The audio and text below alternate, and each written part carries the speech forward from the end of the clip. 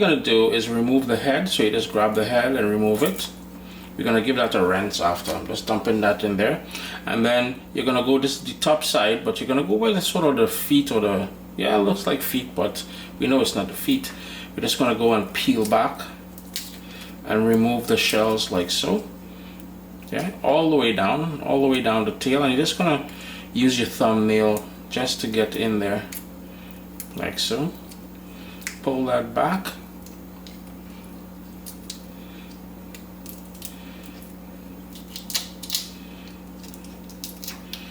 And we've just peeled a shrimp, right?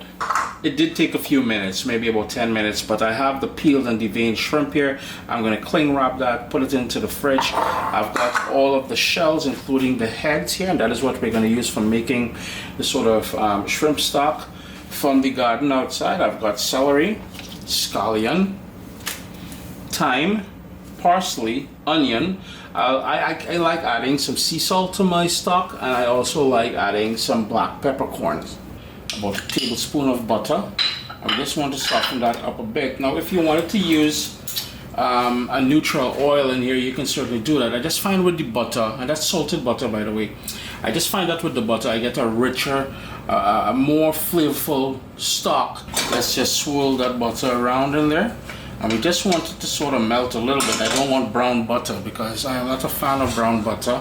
What I will do at this point is add all of that shell and heads in there. You can already see that lovely color that we're getting from heating it through in the melted butter. At this point, once it starts doing that, I'm going to start chopping everything up. So in goes the chopped up celery. Just going to give everything a sort of a rough chop. Yeah. In goes the scallion.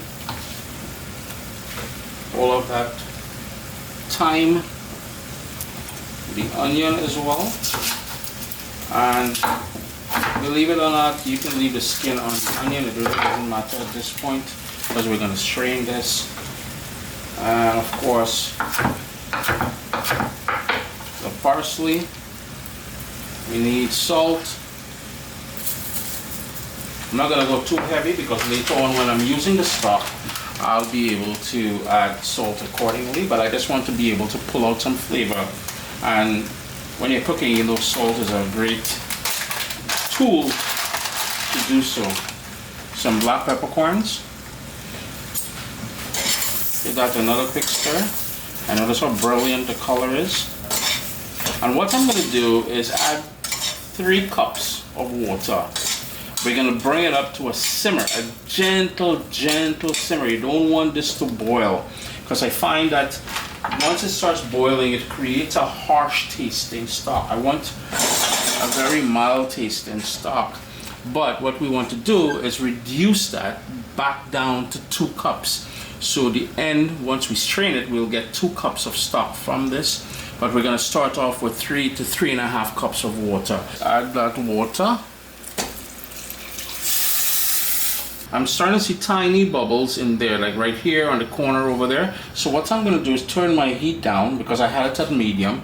I'm going to turn it down to medium low. I just want to maintain that tiny bubbles just for about 20 to 25 minutes or so, and then that liquid would have reduced by about 25, by about a third, because remember we started off with 3 cups of water and we're going to end up with 2 cups of water. Well, stock. It's been about 25 minutes, so what I'm going to do now is shut off the stove, and I'm going to allow this to cool on its own before I strain it. All you want to do is get your container, and you're just going to be gentle about it. Strain it in there, like so.